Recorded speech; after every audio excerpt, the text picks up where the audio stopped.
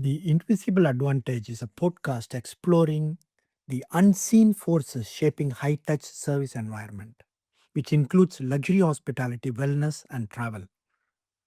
Through real stories and conversations with industry leaders, we uncover what's changing beneath the surface, long before it becomes obvious to the wider world. This is Premm Anand, and I'm pleased to be here with you. In this episode, we explore why some service professionals get chosen and others stay invisible. We all know there are people who work hard for years in service. They master the standards, follow every procedure, and do everything expected of them. Yet, somehow, they remain invisible. And there's a much smaller group. They get trusted sooner, remembered longer, and quietly recommended when they are not even in the room. They are invited into the best of the opportunities, the ones that are never even been advertised. So, what makes the difference? This may cause two professionals with almost identical experience and technical skills to end up at completely different career levels. For years, I thought it was just more training, better knowledge, or a stronger etiquette. But after 3 decades in luxury hotels, cruise ships, private households, I discovered something that changed how I see everything in our industry. The difference was not only technical. There are five specific qualities that certain people carry.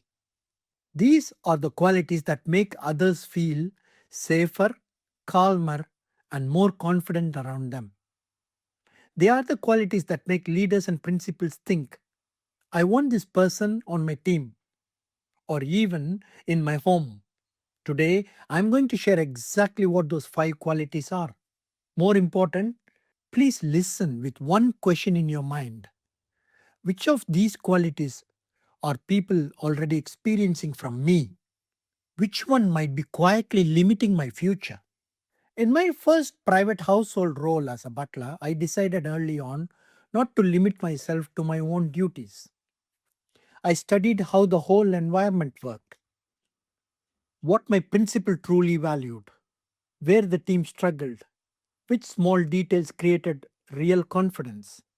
A few years later, I was offered an estate manager position from another employer at twice my salary. When my principal heard they matched the offer to keep me, that moment taught me something I've never forgotten. Value isn't created just by completing tasks, it's created when people trust the environment more because you are in it. Many of us believe the next hotel, the next ship, the next household, or the next country will transform our trajectory. The right environment can open doors, but if you carry the same habits and blind spots, the ceiling travels with you. So the real shift is not always about where you go next, it's about who you become next. Picture two professionals with similar experience working in the same setting. When an important guest arrives, one is chosen. When something sensitive happens, that one is called. When a senior role opens up, that one name comes up first. This is the person I call a key person of value. It's rarely because they know dramatically more, it's because people know what happens when that person is involved. There is more calm, there is a greater certainty, there is a better judgment, and there is less risk for them to invest in. The five qualities that create this difference are presence, precision, sensitivity, discretion, and contribution. I call this someone who consistently demonstrates these a key person of value. I want to look at each one in turn. Presence is the state you bring into a room before you even speak. People sense whether you are settled or scattered, whether you add calm or tension. Two people can perform the exact same task and still create completely different experiences. One leaves the room tighter, the other helps everyone relax. Presence is not performance, it's the ability to regulate yourself so you don't unload your own disorder onto the environment. Ask yourself what happens to the room when you enter it.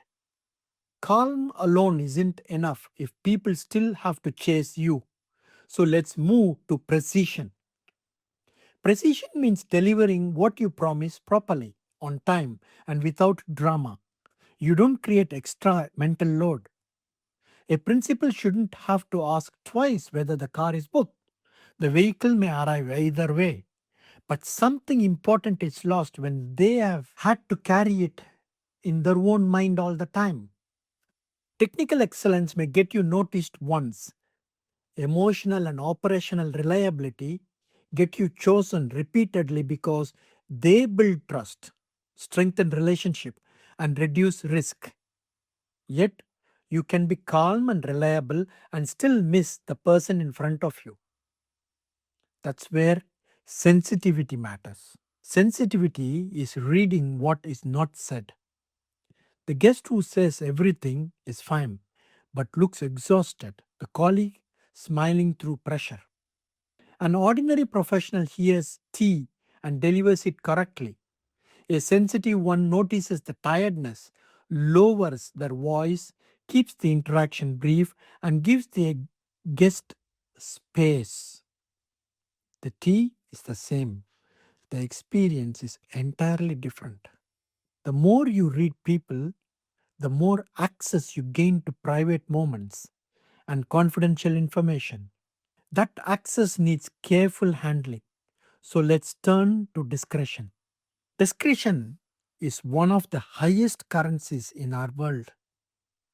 It's not only about keeping secrets, it's knowing what not to repeat, not to dramatize, and not to use for your own importance.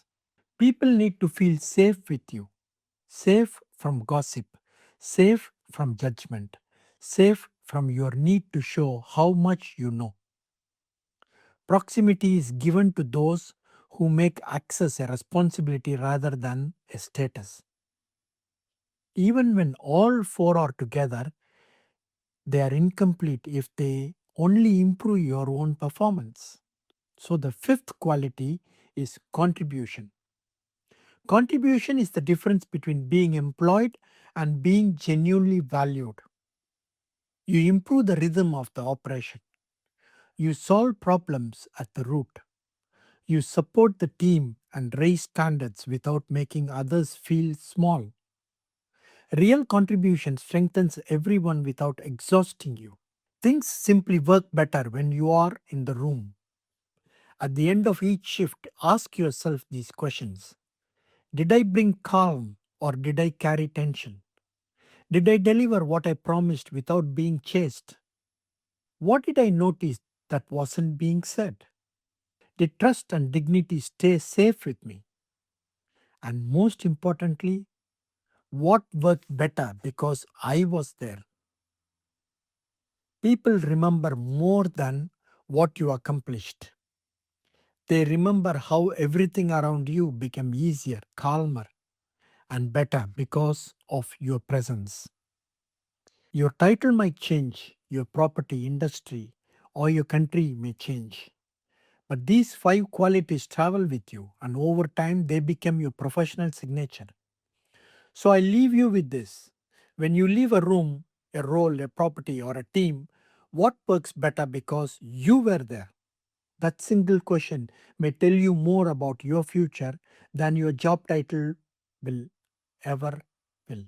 In the next episode, we'll test these five qualities in the real world under pressure, with difficult colleagues, with demanding guests, and the environment that don't yet recognize your value.